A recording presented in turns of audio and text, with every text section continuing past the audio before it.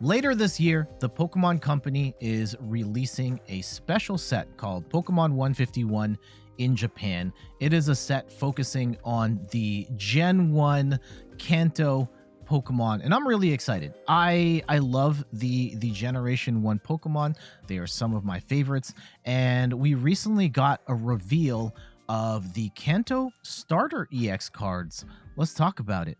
I'm Jet from inthirdperson.com. Make sure to like the video, subscribe to the channel.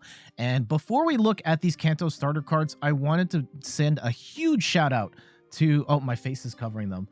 Pyro Gale on Twitter. Let me hide my face here.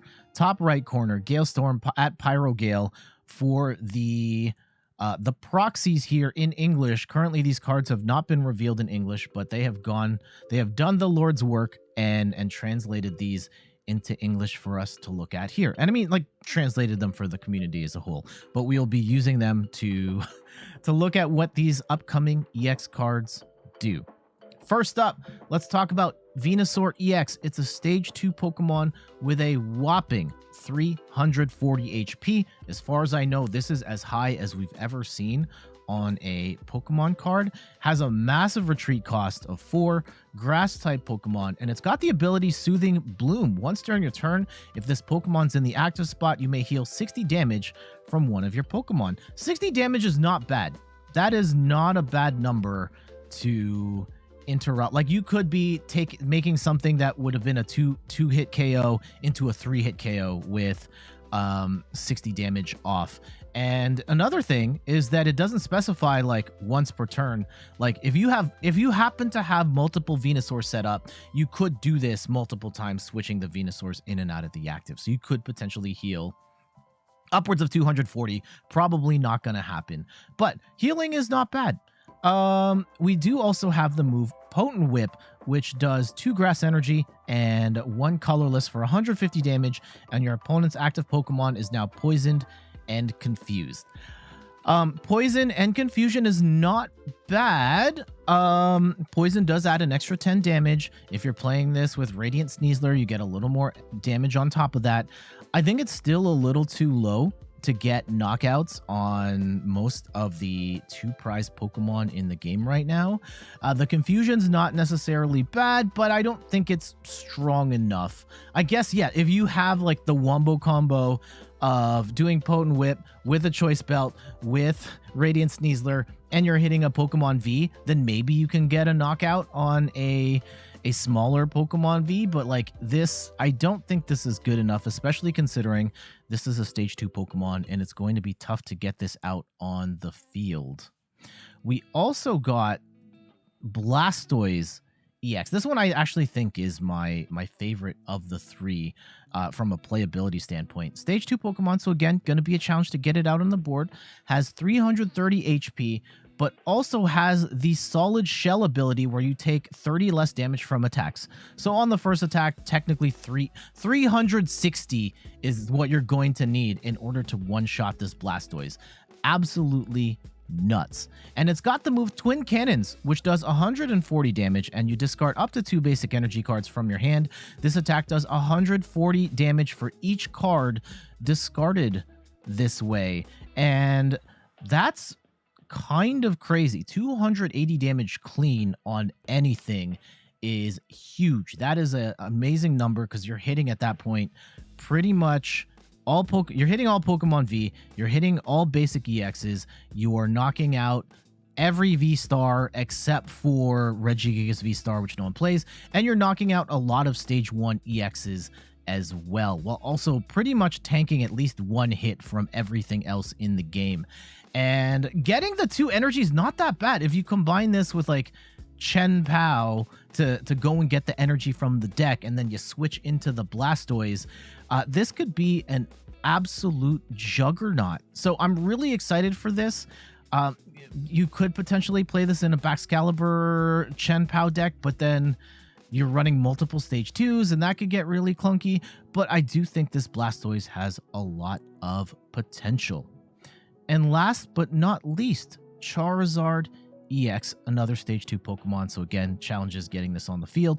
But 330 HP to retreat, And it's got the move Resolute Wings, which does 60 damage for 1 fire energy. And if this Pokemon has any damage counters on it, this attack does 100 more damage. So this could be as simple as using Magma Basin to the Charizard, bringing it in, doing 160 damage off 1 energy. That's really efficient. So that's not bad. Not bad. The big move here, though, Explosive Vortex, 330 damage for 4 fire energy, and you discard 3 energy from this Pokemon. This is pretty much a one-shot on almost anything in the game, and just having that type of firepower while also having 330 HP and tanking most hits, that's nuts. Now, the big problem is, how are you getting 4 energy on here? This could potentially combo really well with the Charizard from Pokemon Go. Not Radiant Charizard. I should have it on the screen. The Charizard that makes each fire energy count as 2, at which point you could use this move for only 2 energy, and that is absolutely nuts. Yeah, you're gonna have to set some stuff up to make that work and get two stage 2 Charizard set up, but this could be absolutely disgusting, and I'm looking forward to trying this out.